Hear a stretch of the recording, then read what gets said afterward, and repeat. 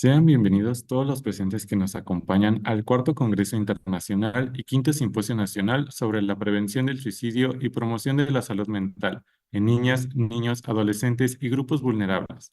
Alumnos, docentes, promotores de la salud mental y participantes en general, a cada una de las instituciones responsables de organizar este evento y de igual forma, saludamos con mucho gusto a todos los integrantes de las instituciones invitadas a nivel nacional e internacional. No hay barrera, cerradura ni cerrojo que puedas imponer a la libertad de mi mente. Virginia Woolf.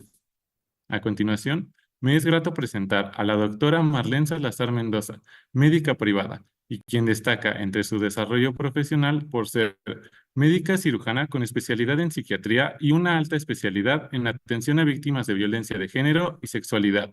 Cuenta con 3 diplomados, dos en terapia narrativa y otro en neurobiología del comportamiento humano, y 2 diplomados internacionales, uno en evaluación y atención a víctimas de abuso sexual y otro en conductas adictivas y manipulación psicológica.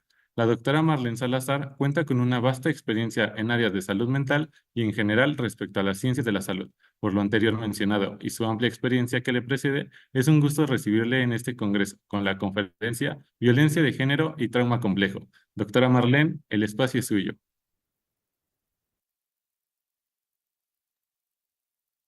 Muchas gracias.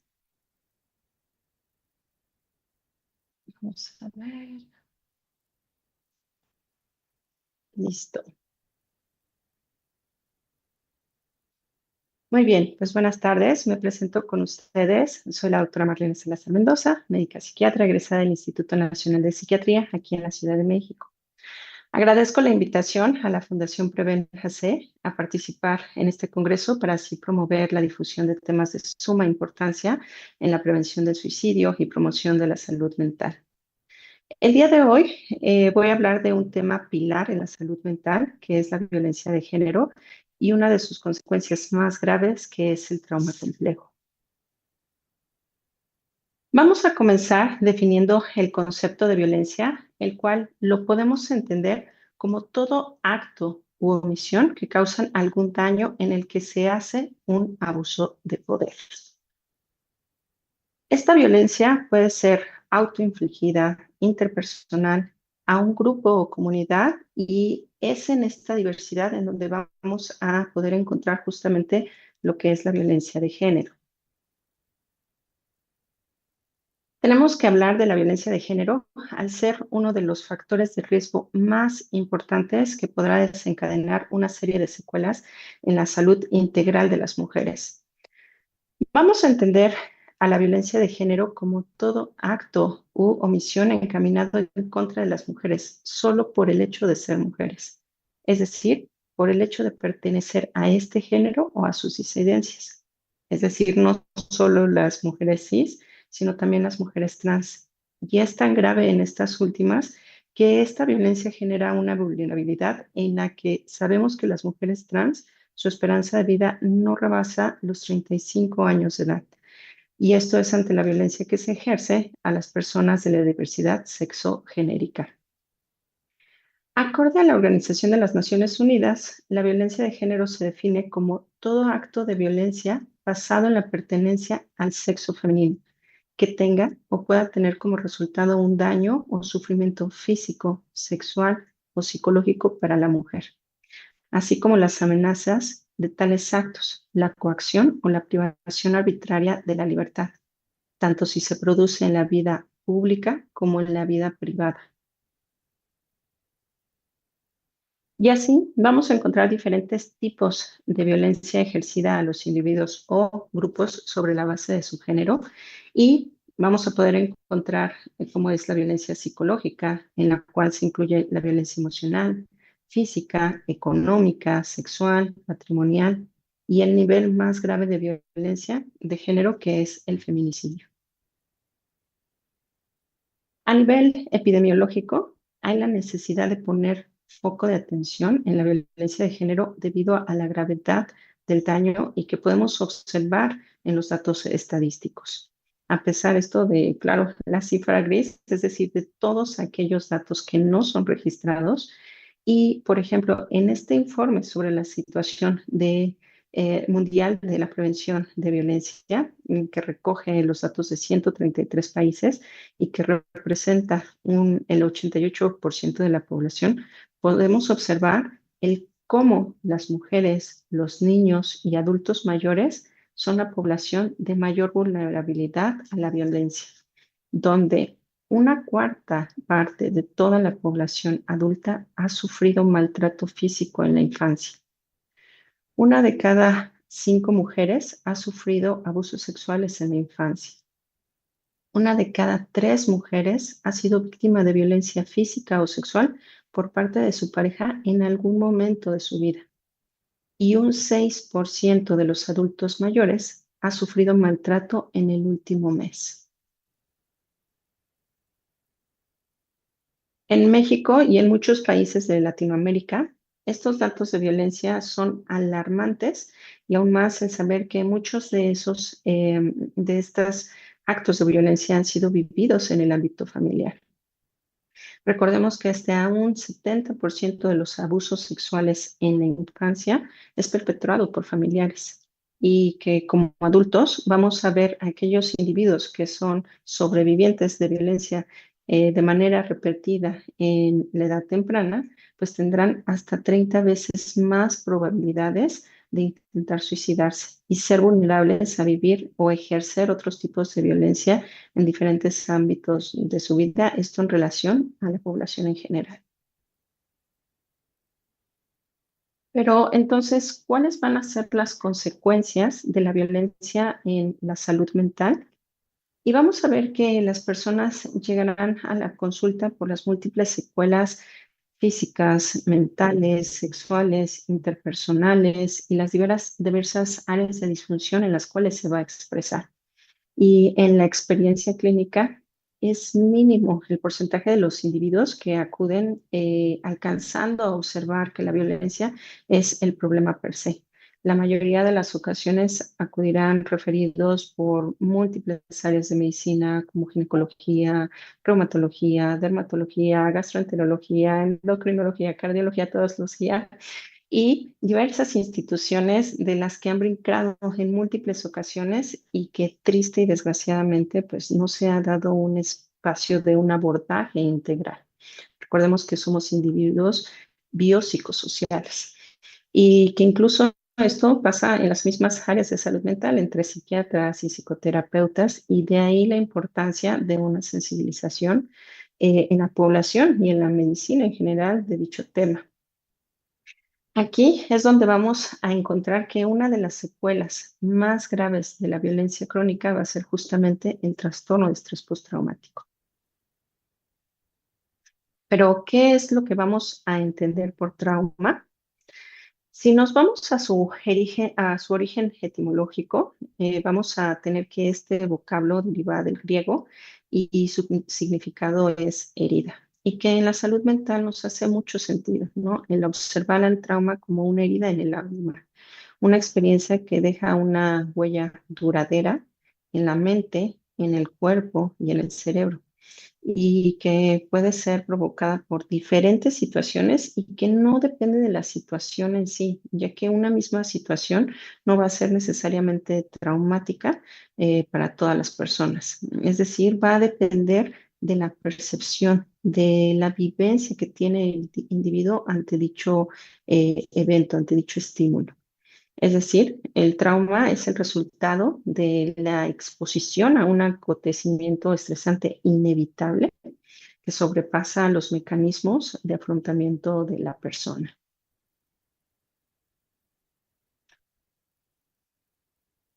La psiquiatra estadounidense Lynn Orter, a través de los estudios que realizó en trauma infantil, nos ayuda a clasificar el trauma en dos grandes categorías. La primera de ellas, que va a ser el trauma tipo 1, que son todos aquellos eventos que en general son de una única vez y que están asociados a situaciones que pueden estar relacionadas como por ejemplo con catástrofes de la naturaleza, accidentes de tránsito, la muerte repentina de un ser querido, un robo a mano armada, entre otros. Sin embargo, en el trauma tipo 2 la herida es más profunda, más extensa y precisamente parte de lo profundo y extenso de esa herida tiene que ver que en todas las situaciones de trauma tipo 2 el agente del trauma es otro ser humano, pero no es cualquier ser humano, no es un ser humano desconocido o que no voy a volver a ver en mi vida, sino que es un ser humano del que dependo para crecer y desarrollarme, cuyas funciones tendrían que ser teóricamente el de cuidarme, protegerme, darme seguridad, reconocerme, darme confianza y que paradójicamente es quien me va a hacer sentir en peligro, quien me va a colocar en situaciones de peligro, ya sea por acción u omisión, y ya sea por situaciones de maltrato físico, psicológico, sexual, de negligencia física o emocional, eh, que se presenta de manera repetida a lo largo de la vida de este individuo. Así llegamos a el concepto de trauma complejo introducido por Judith Herman y que lo vamos a definir como formas acumuladas de trauma y retraumatización que privan a las víctimas de su sensación de seguridad y esperanza, su conexión con los sistemas de apoyo primario y la comunidad, y su propia identidad y sentido de sí mismo. Es decir, en el trauma complejo, la persona ha llevado una vida de exposición repetida y prolongada a hechos traumáticos, y lo cual va a determinar una serie de secuelas en sus diferentes áreas de vida y una importante vulnerabilidad a vivir violencia en diferentes ámbitos en su edad adulta, ya que si una persona desde edad temprana ha vivido repetidamente situaciones de violencia, pues todos aquellos sistemas psicológicos, fisiológicos, bioquímicos, hormonales, han aprendido a funcionar acorde a dicho evento y psicológicamente hablando, pues habrá una normalización, ya va a ser lo conocido, lo familiar para ese individuo, y lo cual llevará a que esa persona sea vulnerable en la vida adulta, pues a vivir nuevamente situaciones de violencia por otros individuos en estas relaciones interpersonales y claro, incluyendo entre ellas las relaciones de pareja, el ámbito de pareja y situaciones de violencia que van a ir perpetuando así la violencia y en muchas ocasiones pues reproduciendo en las siguientes generaciones. Ahora, durante la infancia, estos pequeños se están desarrollando y no solo desarrollando a nivel físico en cuanto a su estatura, en cuanto a su peso, no, sino que también a nivel cerebral. Es decir, todo ese software que les va a permitir aprender a interpretar al mundo, a sí mismos, la capacidad que tengan para autorregularse, para socializar. Es decir, todo ese sistema tan complejo se está desarrollando, se está formando. Sabemos que desde el momento en que se nace, y de hecho desde la narrativa, desde la terapia narrativa, incluso desde antes de nacer, ¿no? Ante los discursos conocidos previos al nacimiento en cuanto a que si somos, fuimos planeados y fuimos deseados o qué sucedió, y posterior al nacimiento, todas ellas, aquella serie de experiencias tempranas que vivimos, desde lo que escuchamos, sentimos, observamos, y la relación con nuestros cuidadores primarios, llámese mamá, papá, abuelitos, tíos, primos, casa, hogar, quienes hayan fungido dicho rol, pues esto va a ser una piedra angular para el niño o la niña para que aprenda a regularse efectivamente. Y también va a ser determinante en la manera en la cual este individuo va a aprender a vincularse consigo mismo y con el resto de las personas. Eh, Esto en sus diferentes relaciones interpersonales lo vamos a ver ya también en la vida adulta, ese impacto.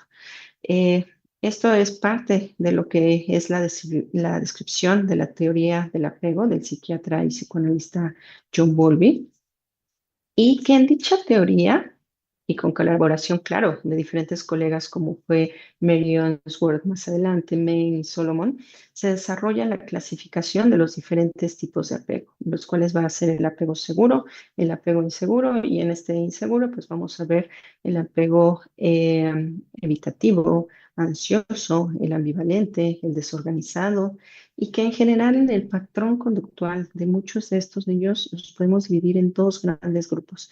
Aquellos niños que van a ser los silenciosos, que no hacen ruido, que se portan bien y que muchas veces desgraciadamente pasan desapercibidos, y aquellos que hacen todo el ruido del mundo, ¿vale? En el cual el entorno los va a etiquetar como un problema, en el que las escuelas no los quieren, sus compañeritos no los quieren como sus amigos, y que si no se observa qué es lo que hay detrás de dichas conductas, ya que recordemos que los niños y adolescentes no verbalizan, actúan.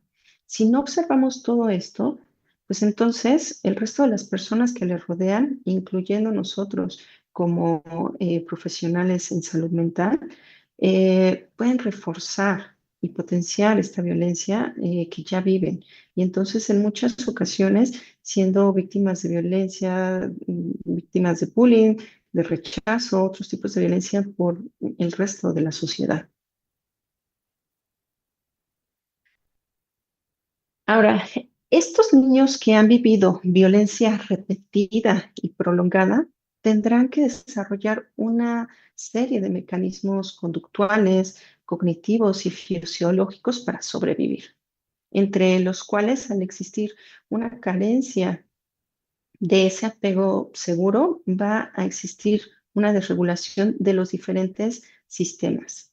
Ejemplo, todos tenemos un grado de ansiedad normal, vital y evolutiva que nos va a permitir responder ante situaciones que puedan llegar a ser amenazantes. A eso se le llama eustrés, ¿vale? Y que si llegamos a vivir alguna situación amenazante, pues el cerebro va a tener que echar a andar diferentes circuitos que van a echar a su vez a andar diferentes circuitos fisiológicos, bioquímicos, hormonales, para responder ante esa situación amenazante. Así es de que si en este momento, en el lugar en el que ustedes se encontraran, entrara un león, todos, o aquí en mi consultorio, todos vamos a tener que responder ante esta situación amenazante, ¿vale? Como mencionaba, de manera evolutiva, biológica, vamos a tener siempre tres maneras de responder. Luchamos, huimos o nos paralizamos. Ninguna es una mejor que otra. Las tres tienen la misma función, que es precisamente sobrevivir. Entonces, si entra el león, pues entonces alguien se va a echar a correr, a lo mejor otra persona va a agarrar algo, va a intentar atacar el león y muchas otras personas nos vamos a congelar, ¿vale? Sin embargo, ¿qué es lo que sucede cuando a lo largo de la vida y de manera crónica se ha estado encendiendo dichos sistemas, estos sistemas? Llegará el punto en el cual lo hagan cuando no lo tienen que hacer, no lo hagan cuando lo tendrían que hacer. Es decir, empezarán o comenzarán a desregularse, lo cual pues comenzará a generar cambios no solamente psicológicos y cognitivos del niño, sino también estructurales en su cerebro. ¿Vale? Y aquí vemos cómo, acorde a la evidencia científica, van a existir puntos críticos en el desarrollo neurobiológico. En dichos estudios, se ha observado que en los primeros 2 años de vida y en el rango de los 8 a 14 años de edad es donde vamos a encontrar esos puntos críticos. Claro, esto no quiere decir que en el resto de la edad temprana no tenga un impacto el que exista esta repetición de eventos traumáticos, sino que estos son puntos críticos en el desarrollo neurobiológico del niño. Así, la interacción con los cuidadores primarios, esos primeros vínculos, generan que las relaciones interpersonales se conviertan en sospechosas y en una fuente de miedo y de amenaza. Es decir, en un profundo impacto para confiar en los demás, en una afectación en la identidad de la persona, el autoconcepto, la falta de confianza en sí mismo.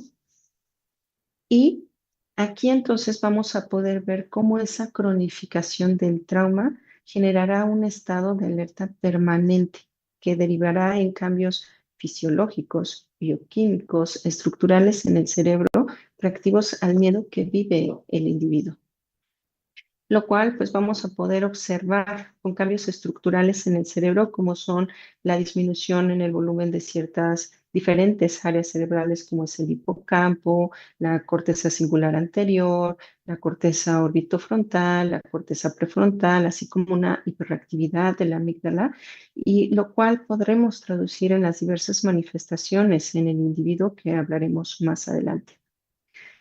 A su vez, esto generará el desarrollo de mecanismos de protección, como lo son la evitación y la disociación, con el fin de soportar justamente las recurrencias de estas experiencias traumáticas. Vamos a ver cómo el individuo en sus diferentes etapas comenzará a expresar diferentes manifestaciones que son producto de toda la complejidad que ha producido la repetición de estas experiencias, ¿vale?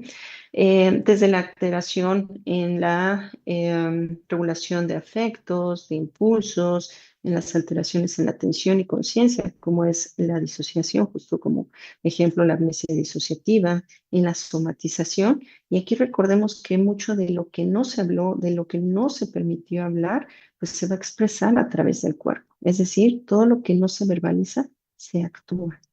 En alteraciones en la autopercepción, en la percepción del perpetrador y en las relaciones con los otros. Y todo ello lo que involucra en el sistema de creencias y de significado.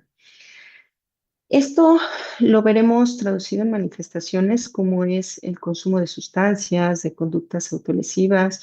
Y aquí recordemos que en muchas personas, cuando llegan a sentirse tristes, enojadas, ansiosas, frustradas, es decir, desreguladas emocionalmente, llegan a tener conductas autolesivas. No siempre es con la intención de quererse quitar la vida. En muchas ocasiones es porque cuando realizan esa acción perciben una sensación de mejora o de alivio de esa emoción tan intensa que están sintiendo en ese momento. Entonces, algunas personas pueden llegar a cortarse, golpear la pared, golpear objetos, golpearse la cabeza, jalarse el cabello, rasguñarse hasta sangrar, morderse o vomitar, pero en este contexto.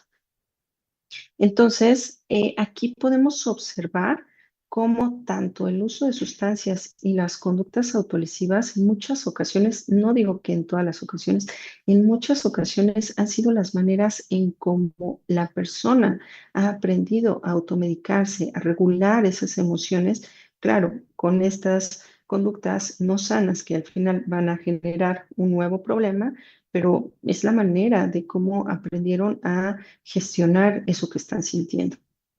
En el trauma complejo también podemos ver su expresión en trastornos de la alimentación, en conductas impulsivas y de riesgo, situaciones de ira descontrolada, tendencia suicida, y aquí llegando a tener un intento suicida un 14.9 más que el resto de la población.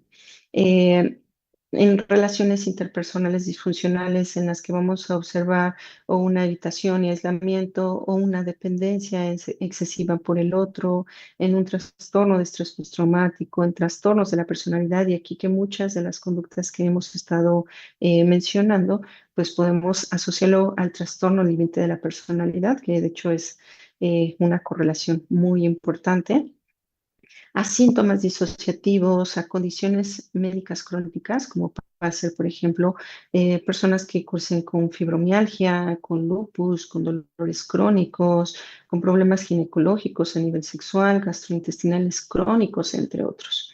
Incluso a la presencia de psicosis, pero asociada al trauma. Una de las secuelas crónicas en el abuso sexual o físico es que el instrumento que está utilizando el perpetrador es el cuerpo de la persona, por lo que se va a llegar a una premisa en la cual es mi cuerpo se convierte en el arma con la que me han estado haciendo daño. Por lo tanto, en muchas ocasiones vamos a ver cómo en las diferentes etapas estas personas van a tener mucha necesidad de rechazar a su cuerpo, de que lo perciban como que les da asco, incluso sentirse ajenos a ello, sentir mucha vergüenza, culpa, y que estas creencias en muchas ocasiones van a ser instaladas por el perpetrador, ¿no? Aquí vamos a observar cómo va a haber esa manipulación en el que en muchas ocasiones les dicen que ellos tuvieron la culpa de que les van a estar ofreciendo dulces o regalos y demás para que haya ese acercamiento y después les digan que pues fue por ellos o que reciban amenazas que si dicen algo pues a lo mejor puedan hacerle daños a sus seres queridos o a sus demás hermanitos, etcétera, ¿no? Entonces, este tipo de creencias se van a instalar en muchas ocasiones desde la manipulación por el perpetrador y en ocasiones incluso por aquellas personas con las que tuvieron contacto inicialmente, en las que puede haber esa revictimización, ¿no? En las que se les menciona que pues no debieron de haber dicho algo o que por qué no hicieron nada o que se visten demasiado provocativo y a lo mejor por eso van a estar reforzando este sistema de creencias, el cual son falsas creencias. Aquí recordemos que el único responsable de la violencia es el agresor. Bajo ninguna circunstancia es la persona que está viviendo la violencia, ¿vale? En muchas ocasiones una de las respuestas que explicaba anteriormente ante las situaciones amenazantes es justamente el congelamiento, el paralizarse, ¿no?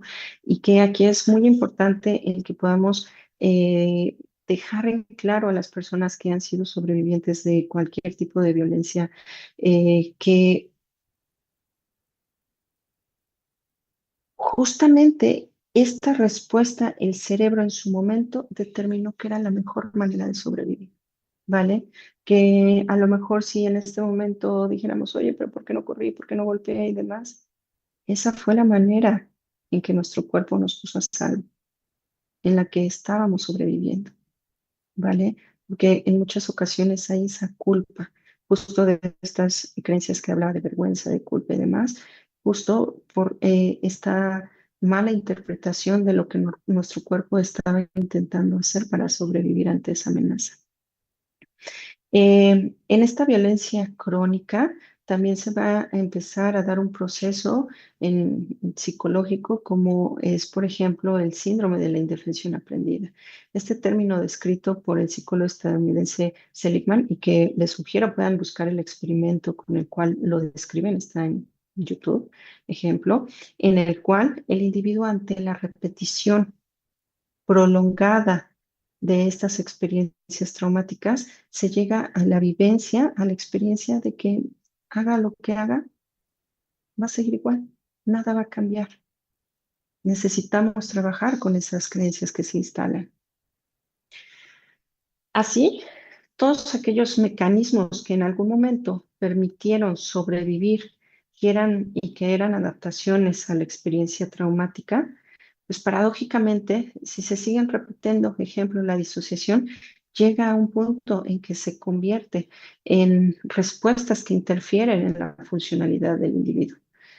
Repito, un claro ejemplo de ello es justamente la disociación.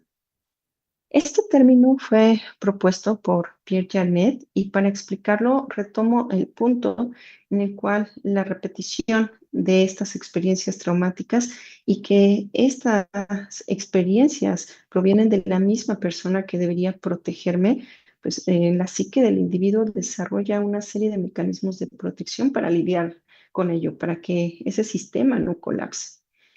Ante la contradicción de estas experiencias que el individuo tiene que integrar y que en muchas ocasiones son altamente confusas, perturbadoras, pues la psique no puede colocar toda esa misma información en una misma relación, en un mismo compartimiento, ¿no? Tiene la necesidad de fragmentar dicha experiencia para darle un mínimo sentido, que no haya ese colapso.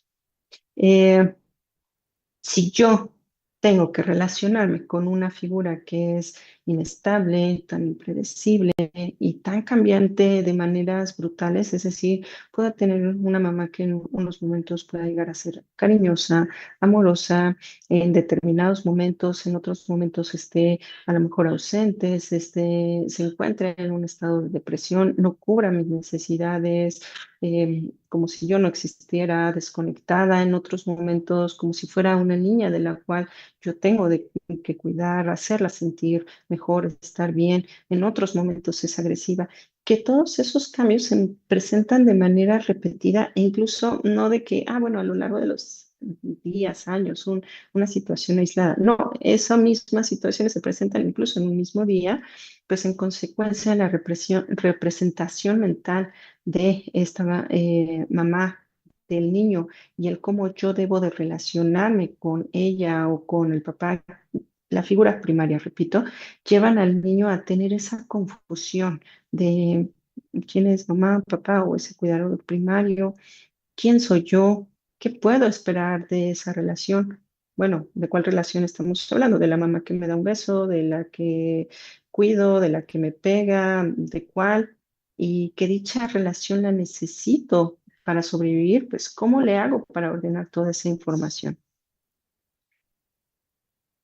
Por lo cual, podemos observar el cómo una experiencia en la vida del pequeño va a tener diferentes componentes que van a requerir unirse para darle un sentido a esa experiencia. Y que para que esa unión se dé, se requiere de que haya alguien que guíe la experiencia, que subtitule la experiencia, que le dé un sentido a esa experiencia, lo más adecuado y cercano a la experiencia tal cual es, que si el bebé está llorando, pues es porque se encuentra triste, porque tiene una necesidad. Ejemplo, vamos a tener un niño que a lo mejor esté aprendiendo a andar en bicicleta y se encuentre con su papá. El niño anda en la bicicleta y se cae. Y entonces el papá se acerque, observe si se encuentra bien, le pregunte que si se encuentra bien, cómo se siente, que le diga que a lo mejor no pasa nada, que esto es una cuestión de práctica, ¿vale? Que lo puede estar repitiendo, que todo va a estar bien. Sin embargo, en un escenario diferente en el cual a lo mejor este papá, el niño andando en bicicleta se cae, y papá llegue y lo golpee y le diga que es un tonto, que es un inútil, que ni siquiera sabe hacer eso, que no sabe hacer nada. En este segundo ejemplo, las mismas personas que debían de protegerme son las mismas que me maltratan, lo cual resulta incompatible en la psique del ser humano en crecimiento. Esta misma persona que en algún momento me dice que me quiere, pues es la misma que abruptamente responde violentamente ante un mínimo estímulo o que justifica incluso dicha violencia porque me quiere. Aquí la traducción en este ejemplo sería de ¿realmente soy digno de ser amado como dice papá en este momento? ¿O es que tal vez no soy digno de ser amado porque soy un tonto, soy un inútil, que todo lo hace mal, que no sé andar en bicicleta? Es decir, cuando yo estoy en contacto con la parte de papá que me dice que me quiere, estoy en contacto con el pedazo de información que me dice que mi papá es bueno, que me cuida y que sí me quiere. Pero cuando estoy en contacto con la parte de papá que me pega al caer de la bici, o por lo más mínimo que haga, y que me dice que soy un tonto, un inútil, entonces el sentido es, sí, el que está haciendo algo mal soy yo soy el que está haciendo algo mal, el problema soy yo, no, claro que merezco que me pegue y que me diga que soy un tonto y un inútil, ¿no? Lo cual en la psique del niño es como querer meter esos diferentes sentidos incompatibles, contradictorios en una misma experiencia. Es decir, la capacidad integrativa de todos esos componentes de una experiencia sufre un daño. ¿Y cómo se supone que la tengo que integrar toda esa información? Pues el niño por supervivencia se vincula con sus figuras de apego y necesita conciliar e integrar todas esas experiencias ya que dependen de ellos. Así, este sistema se fragmenta y es lo que llamamos disociación estructural de la personalidad. Ya finalizando, Intentaré resumir este complejo proceso de la siguiente manera. Las partes que componen dicha estructura lo podemos dividir en dos. La primera, nombrada como la parte de la personalidad aparentemente normal, la cual está encargada de seguir adelante con su vida normal, es decir, con todos aquellos sistemas de acción asociados a la vida cotidiana y que representa al yo adaptativo. Y tenemos la segunda, que es la parte nombrada como la parte de la personalidad emocional, la cual va a estar constituida por todos los sistemas de acción que se activaron al momento de la traumatización, es decir, al yo asociado a la guerra. Y que dependiendo del grado de fragmentación de una u otra de las partes, esto debido a las experiencias traumáticas, será la gravedad de las manifestaciones que se presenten, llegando a ser la más grave el trastorno disociativo de la personalidad, antes conocido como personalidad múltiple, y que se encuentra justamente en la disociación estructural terciaria. ¿Vale? Aquí es como vemos esta disociación que puede ser primaria y cómo se va fragmentando una de ellas y después ambas, y pues dependiendo de toda esa fragmentación, pues entonces vamos a ver cómo va a ser la gravedad de las manifestaciones que presente este individuo.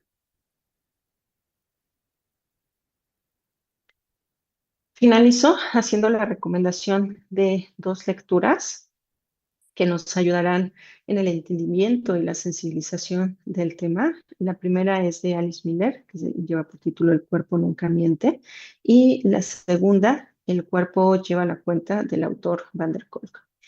Así como el video, ahorita lo vamos a transmitir, esperemos nos dé tiempo para que lo puedan ver. De todas maneras, si no, pues les dejo aquí abajo el link para que lo puedan ver en YouTube. Cito este fragmento de Marilyn Van der Burg, escritora estadounidense sobreviviente de abuso sexual en la infancia perpetrado por su padre, que dice: sin ser consciente de ello, me esforzaba por mantener separados mis dos mundos, sin saber jamás por qué. Me aseguraba siempre que podía de que no hubiera el menor contacto dentro de la compartimentación que yo misma había creado entre la niña de día y la niña de noche. Agradezco su atención y tiempo. Les dejo mis datos de contacto y de mi parte sería todo. Voy a transmitir el video. Me parece que todavía tenemos tiempo. Y listo.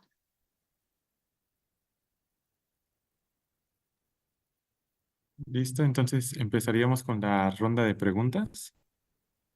Si tienen alguna Si pregunta, gustan, si no, ponemos el video. Si no hay vamos a preguntas, ponemos video. Ok, ok. Entonces, si tienen alguna pregunta, déjenosla en el chat, por favor, y ahorita la respondemos. Listo, pues entonces, sí, porque el video dura 13 minutos, entonces si hay alguna pregunta, si no, pasamos al video.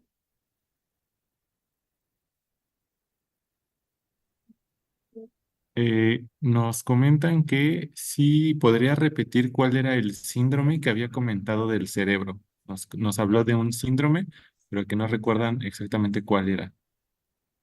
Mm, no sé en qué parte, pero uno de los síndromes que había comentado es el síndrome de indefensión aprendida, el cual va a ser un proceso psicológico. De hecho, bueno, les explico brevemente cómo es el experimento de Seligman, en el cual él pone un experimento muy cruel.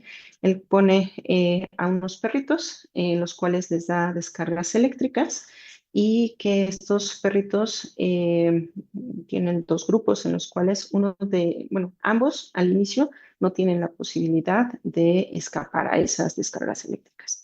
Entonces, observan inicialmente cómo los perritos intentan escapar siempre a esos estímulos eléctricos. Sin embargo, posteriormente en el experimento, a uno de los grupos les dan la posibilidad de que puedan escapar y a los otros no.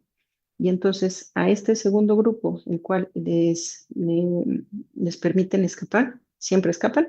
Al grupo que no les permiten escapar, poco a poco dejan de intentar escapar, ¿vale? Ante esta imposibilidad, porque tienen la sujeción, no les permiten ese escape y por lo tanto se observa cómo llega ese punto en el cual ya no lo intentan. Hay esa desesperanza, ¿vale? Y entonces justamente es así como posteriormente empezamos a observar parte, porque finalmente el entender la complejidad de la violencia, pues tiene muchas aristas y justamente uno de los síndromes que vamos a poder observar en estos procesos psicológicos va a ser justo la indefensión aprendida, que aquella persona que ha vivido esas situaciones de violencia crónica en la infancia, y que en muchas ocasiones no es ejercida solo por uno de los cuidadores primarios, sino por el entorno en general, va a llegar un punto en el cual esta persona ya no intenta escapar y que en muchas ocasiones es lo que ya no, que observamos en la vida adulta, que ya esos sistemas de alerta, de alarma ante estas situaciones amenazantes, pues se apagan, en el que justamente hay una normalización de toda esa violencia que se ha vivido crónicamente y pues que la persona en la edad adulta le va a ser más difícil, como mencionaba en la presentación, ¿no? Ya es lo familiar, ya es lo conocido, ¿no? Entonces pues así se ama, ¿no? En muchas ocasiones así es el amor, ¿no? O esto se tiene que aguantar, ¿no? Pues si mamá o papá o quien haya estado ahí lo hacían, pues entonces es normal. Esto así es, ¿no? Entonces, bueno, creo que este es el que mencionaba y listo. ¿Alguna otra? Sí, nos preguntan que cómo se promueve la cultura del perdón con las víctimas. Uy, es una pregunta muy interesante. De hecho, justamente a la persona que hace esta pregunta, yo le sugeriría que si pueda revisar el libro de Alice Miller, del cuerpo nunca miente. Esta cultura del perdón, en muchas ocasiones, ¿qué es lo que va a hacer? Va a seguir revictimizando, retraumatizando, sigue violentando. Esa es una decisión la cual la persona, si en algún momento de su vida acorde a que quiera hacerla, pues la hará. Sin embargo, esta presión que en muchas ocasiones no solamente es familiarmente de, pues ya perdónalo, pues es que, ay, no lo quería hacer, o mira, pues al final es tu papá, al final es tu mamá, no importa que te haya violado, no importa que te haya hecho lo que te haya hecho, pues es papá o mamá. No, estamos hablando de un agresor, de un agresor.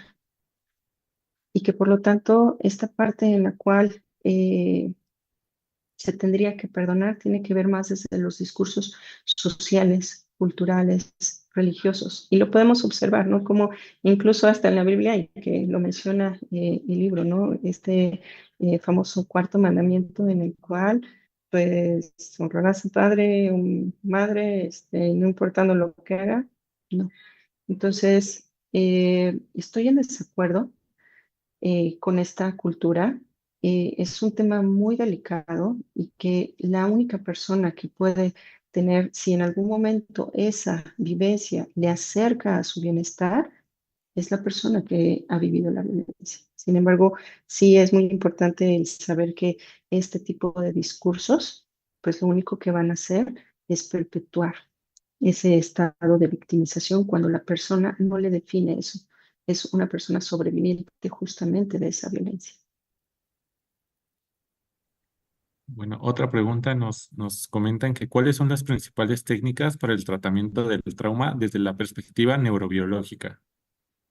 Ok, aquí la perspectiva de tratamiento tendría que ser integral. Eso sería nuestro objetivo principal.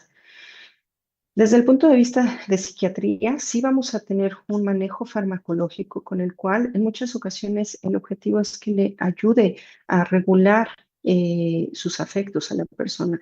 Y vamos a empezar a dar tratamiento a todas aquellas secuelas que se dieron en relación a esos eventos, a esas experiencias repetidas de trauma, ¿vale? Porque vamos, como les mencionaba en la presentación, pues la persona no va a llegar diciendo que vengo por violencia. Es mínimo el porcentaje, podría contarlos con los dedos de mis manos en los cuales lleguen específicamente por ello, ¿vale? Vamos a observar que justo llegan por las secuelas. porque hay conductas autolesivas, consumo de sustancias, trastornos de la alimentación, problemas médicos no psiquiátricos crónicos y que lo mencionaba, no pasan de uno a otro especialista y demás. Es decir, necesitamos ver al individuo integralmente y que eso implica a que no únicamente va a ser esa parte bioquímica, ¿vale? Que le va a ayudar a regular que esos circuitos que se desregularon, empezaron a generar sintomatología ansiosa, depresiva, se regulen. No, necesitamos ver también la parte psicológica, todo ese sistema de creencias que se formaron detrás. Necesitamos ver si esa parte médica, no psiquiátrica, necesitamos trabajo social, necesitamos todo un equipo, todos esos otros médicos especialistas, todo un equipo para poder ver integralmente a la persona, ¿no? Que justamente es parte de la evaluación que se hace inicialmente, el observar qué hay detrás, porque no es un órgano, no es un síntoma el que se ve, no, se ve a un individuo, a una persona, como lo mencionaba, a un ser biopsicosocial, ¿no? Y que entonces necesitaríamos ese abordaje integral. No es únicamente a que, bueno, en estos cambios neurobiológicos, pues bueno, ahí vamos a tener el apoyo de diferentes medicamentos que nos van a ayudar a regular esos circuitos, algunos de ellos a, digamos, a reprogramar a que hagan su función como la tendrían que haber hecho en un modo basal y que bueno, ahora que estamos en ese basal, ¿qué es lo que vamos a hacer con ello? ¿No? Y que justamente es lo que se trabaja en el espacio también psicoterapéutico. En cuanto a la parte farmacológica, pues podemos tener diferentes medicamentos como son los inhibidores selectivos de recaptura de serotonina, que en muchas ocasiones son la piedra angular del tratamiento. En ocasiones se necesitan algunos medicamentos que nos ayuden a regular impulsos, algunos ansiolíticos, etcétera. Y que bueno, depende de la persona, repito, no es como un único tratamiento, no es receta de cocina. Por lo tanto, pues sí, lo principal que diría es, se necesita un abordaje integral, un tratamiento integral. Muchas gracias, doctora, por compartir con nosotros sus conocimientos. Sin duda muy interesante todas estas situaciones que nos menciona y en las cuales debemos poner especial énfasis para mejorar las intervenciones tan desafiantes en el espectro suicida. Agradecemos la grata presencia de la doctora Marlene Salazar y a continuación haremos la entrega de un reconocimiento virtual y en agradecimiento por su excelente participación. Muchas gracias.